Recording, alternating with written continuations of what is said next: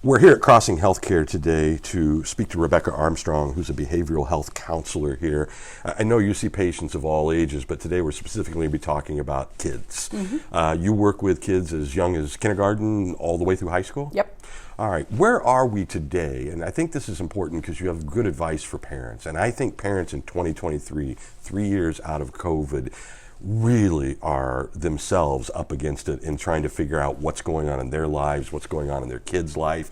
You don't want to panic and be overly, you don't want to not do enough. Have we ever been in a more confusing time to be a parent or a kid? No, I don't think so. Yeah, it's been tough for everyone. It's been a crazy, COVID was hard on everybody, especially kids, because they really focus on their kind of social world at that time, especially teenagers, and then coming back from being so isolated and then just thrown right back in like everything's supposed to go back to normal. Right. It's been very difficult. They've lost socialization skills, and then the idea of like when you and I might have, been bullied or had an altercation in school, we went home at 2:30 and it was over, right? Now it continues on social media, the bullying gets tripled. I mean, it's like they never can get out of it. They don't have an escape. Yeah. You can't get away from it. It follows you everywhere. Yeah. All right. So let's talk about the technology. I think parents are just as guilty of being addicted to the machines as the kids are.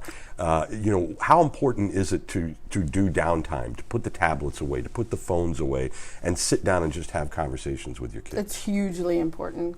Kids need to feel like they are valued, and if they don't have that attention from you, then they don't. And if they have to compete for your attention with a cell phone, it's just kind of sad. I mean, I lots of times tell my patients to literally have to prescribe them to eat dinner together. That's part of the medical advice. Yeah. Eat dinner together. Check in on your kids. Do a little check-in once or twice. Let them know that they can be heard and that you see them. Okay, now being heard, I think probably everyone has a different definition of that, right? Is it more about valuing their perspective? I mean, when you ask them questions in an honest way, when they give you answers, don't dismiss it because it's something you don't necessarily think is right. Right. It's very much that. I mean, they need to know that they can come to you regardless of what the situation is, and you are their confidant. You're listening to them. You're hearing their point of view. You're not necessarily taking sides, and it doesn't always change the outcome, but you are offering solutions and resolutions, but not giving them everything. Problem solving is huge for teenagers, especially at that age. Right. And I think you see this in experimental ways. We're doing public education where the kids are involved in writing what the rules are so that there's ownership. And is that sort of building that voice for yourself at home? Because parents can often be just authoritative. Yes, I said no and no means no. Right. That's the way we grew up. But that necessarily isn't the greatest way to parent. No, and it's if you give your child a choice in the matter, they're more likely to follow the rules and be cooperative than always butting heads together. And because they have skin in the game. All right. When you talk about knowing when to just listen, that's hard for people. It is, and it's especially hard for parents because you want to fix everything for your kid. And sometimes you can't fix a problem. You just have to be that ear to let them listen. You listen, you let them vent, and just listen. It's hard. It's probably the hardest part of parenting. All right, and we've got all kinds of new labels, and I don't know what all of them mean, right? But you have different kinds of parents that are doing it different ways. But we've all been there. I mean, am I over-exaggerating? Am I under-exaggerating? Is this really a mental health issue, or is this just normal teenage sort of hormones and what you're going through?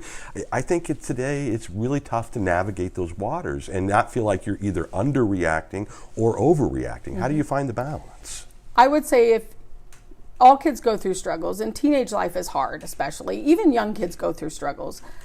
If you feel like the struggle is constantly causing problems, then that's when it's time to seek help.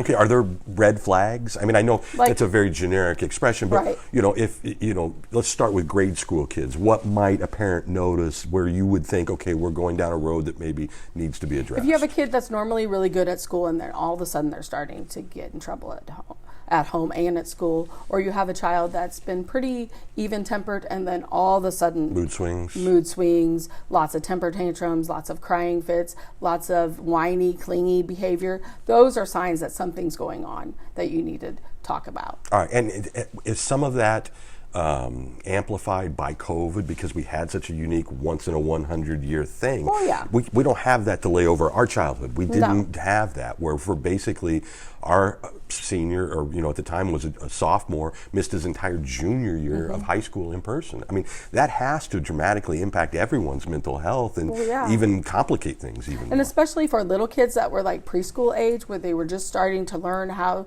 to behave at school, how to play well with others and share and things like that. It's been really difficult. I've seen lots of patients recently that have come into kindergarten, have extreme behaviors and are getting suspended because they just don't have socialization skills. Yeah, or the same thing for those junior high kids who went straight to high school, out of grade school.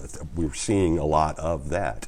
All right, so to the high school level, what are some of the warnings? What are things parents looking for? Because the teenage years are going to be quirky no matter what. Even if you're the best parent in the world, you're going to have teenage stuff. Oh, yeah. But how do you know when it's beyond teenage stuff? If you have a teenager that's isolating all the time, some isolation is normal because kids kind of withdraw from their parents, and their whole, their circle of friends become the most important thing. So if you see a kid that's withdrawing from you in a family, as well as their social environment, like they're not on social media, or they're only on this certain one, or they're limiting them contact with friends, like they're not going out as usual, those are pretty much red flags. Behavior problems at school are always red flags.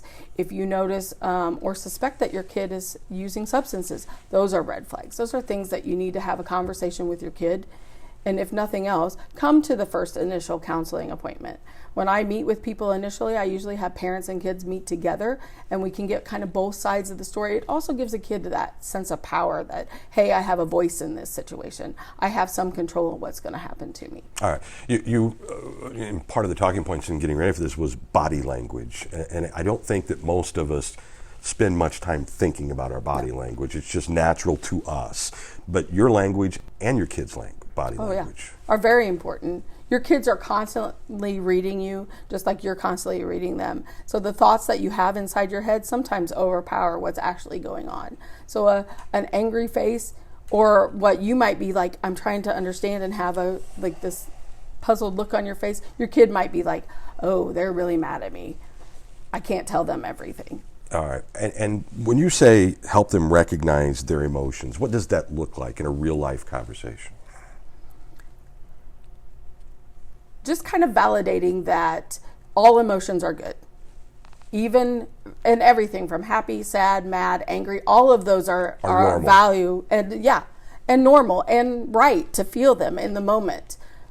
But the thing that we need to tie it together is what has caused the emotion, and then how that emotion feeds into your behavior. All right, so I would imagine, I know most parents have a hard time finding what has triggered that behavior. I mean, you're a professional, you do this, that's your job to find that. How do I do that at home, not knowing what is just COVID and 3 years of being out of school versus what's just normal teenager? How do you discover what's triggering those emotions? I usually encourage parents to ask, what happened?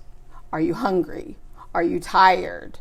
Are you feeling overwhelmed? Things like that, so they can help kids kind of single in on what is actually causing the emotion, and then justify in feeling this way. Right, and is that easy for them to do? No. I mean, no. so are there hard. things that can help? It's even hard as an adult Sure. when you try to self-regulate. When you go, okay, you notice that you're getting really upset about something, and like, what is driving this?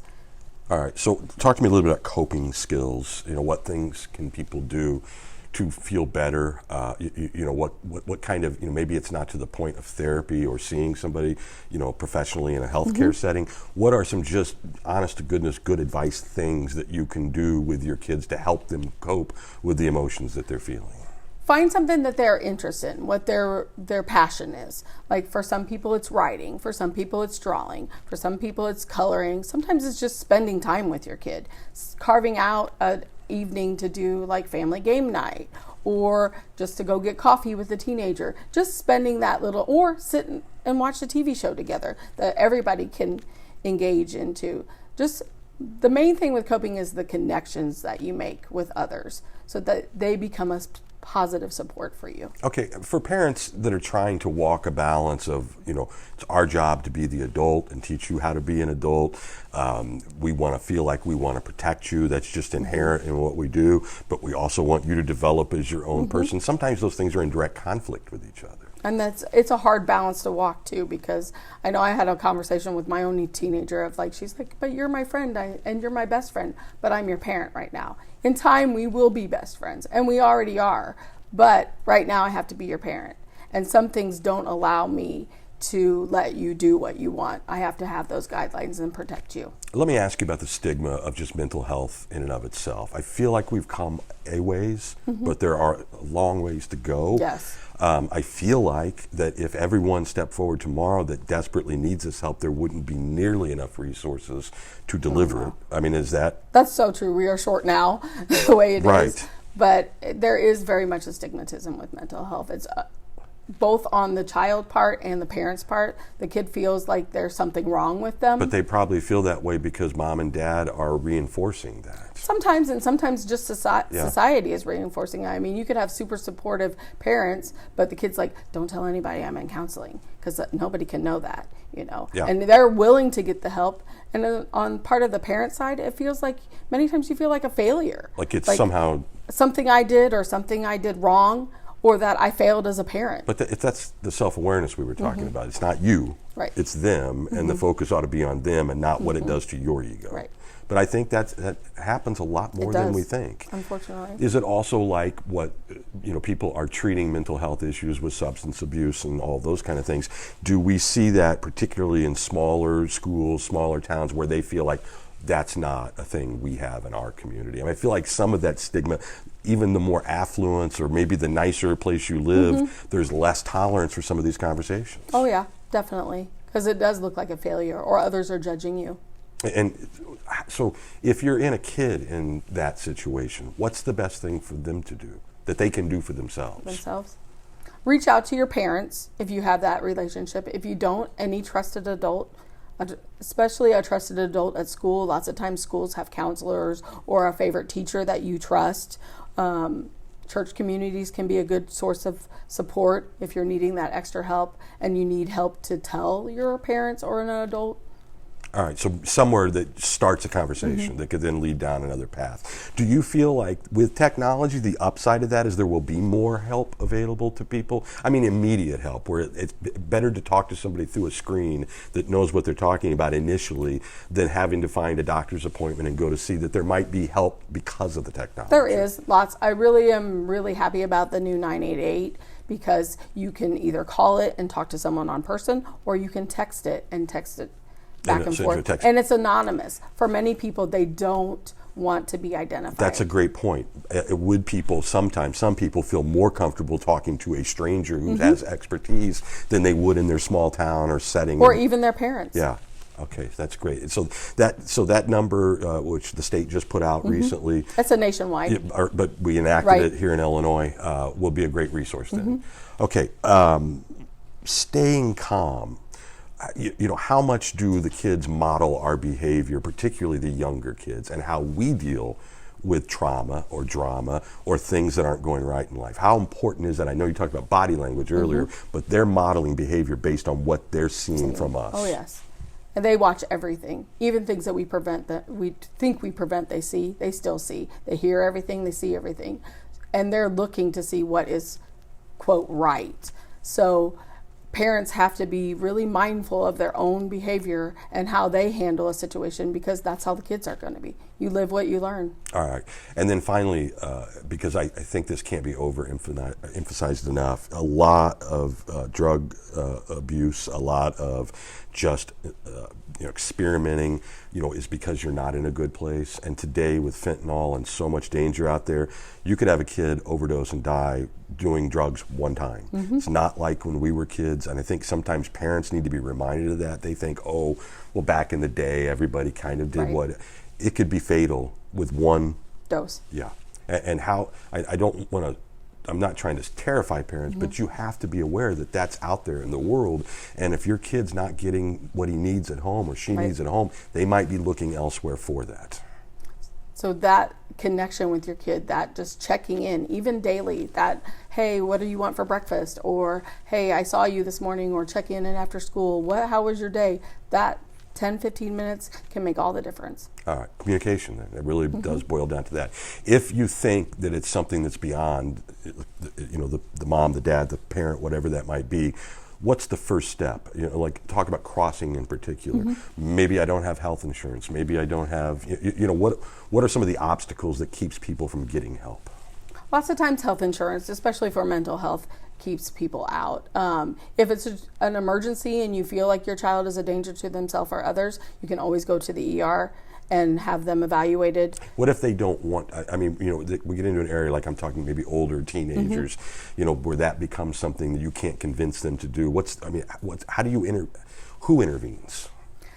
You can also contact your primary care provider. At Crossings, we have health counselors that are embedded in the teams. So when someone comes into the office and we give them a depression screen and it flags high, they have what we call a hot handoff, and they come, and I or another counselor would come talk to the family at that moment and then offer counseling. What might be on that depression screen that would be hot? I mean, what type any of things? Type of suicidal ideations, or so if they're having any sort of thoughts at of all, harming themselves or others, right, or they're having homicidal, like they want to hurt someone else, lots of isolation, changes in behavior, lots of times will flag pediatricians or their primary care to be like, hey, we need a counselor to come and talk to us. Okay.